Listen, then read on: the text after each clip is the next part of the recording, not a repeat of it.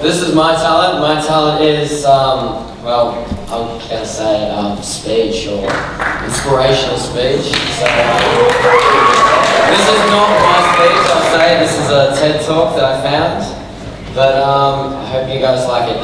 It is an American accent in there as well, so bear with me.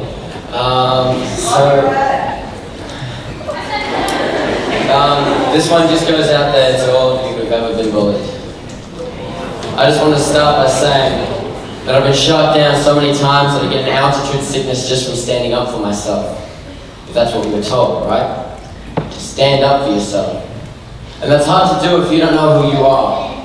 We were expected to define ourselves at such an early age. And if we didn't, others did it for us.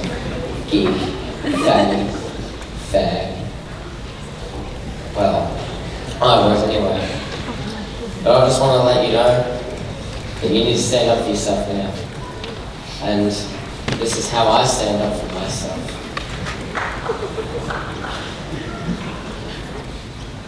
I'm not the only kid who grew up this way, surrounded by people who used to say that fine, sticks and stones, as if broken bones had molded the names that we got called, and we got called them all. So we grew up, believing that no one would ever fall in love with us, that we'd be lonely forever, that we'd never meet someone who'd make us feel like the sun was something they built for us in their tool shed.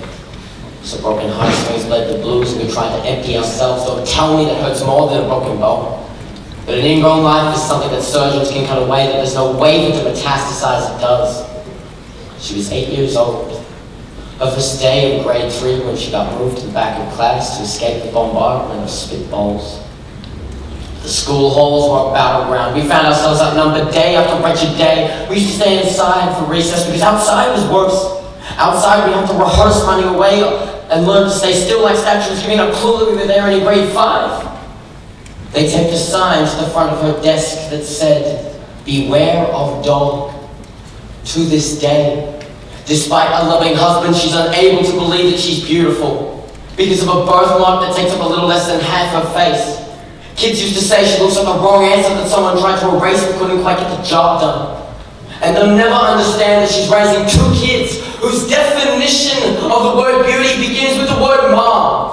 Because they see her heart, because they see her skin, because she's only ever always been amazing. He was a broken branch, drafted from a different family tree. Adopted, not because his family opted for a different destiny, but at age 3 he became a mixed drink of 1 part left alone and 2 parts destiny. Started therapy in 8th grade. Had a personality made up of tests and pills. Lived like the uphills were mountains and the downhills were cliffs. 4/5 suicidal, a tidal wave of antidepressants, and an adolescence of being called Papa. 1 part because of the pills, 99 parts because of the cruelty. He tried to kill himself in grade 10 when a kid who could still go home to mum and dad had the audacity to tell him, "Get over it." As if depression is something that can be remedied by any of the contents found in a first aid kit. To this day, he's a stick of TNT lit from both ends. Could describe to in detail the way the sky bends in a moment before it's about to fall. And despite an army of friends who will call him inspiration, he remains a conversation piece between people who can't understand that sometimes being drug-free has less to do with addiction and more to do with sanity. We weren't the only kids who grew up this way. To this day, kids are still getting called names. Classics were, "Hey stupid," "Hey spaz." Seems like every school has an arsenal of names that keeps getting re-updated every year. And if a kid breaks inside a school and no one around chooses to hear, do they make a sound? Or they're just background noise from a soundtrack stuck on repeat that says, "Kids can be cruel." Every school was a big top circus tent. And the pecking order went from acrobats to lion tamers, from clowns to carnies. All of them were miles away from who we were. We were freaks.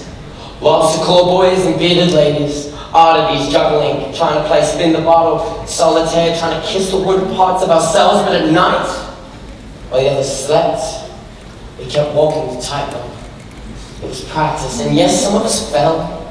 But I want to tell you that all of this is just debris left over from when we finally decided to smash all of what we used to be. And if you can't see anything beautiful about yourself, get a better mirror. Look a little closer. Stare a little longer. Because there's something inside you that told you to keep going despite everyone who told you to quit. You built a cast around your broken heart. You signed it yourself. You signed it that they were wrong. Because maybe you didn't belong to a group or a clique. Maybe they picked you last. Basketball or everything. Maybe you brought bruises, broken teeth to show and tell but never told. Because how can you hold your ground when everyone around you wants to bury you beneath it? You have to believe that they were wrong. They have to be wrong. Why else would we still be here? We grew up learning to cheer on the underdog because we see ourselves in them. We stem from the root of the belief that we are not what we were called.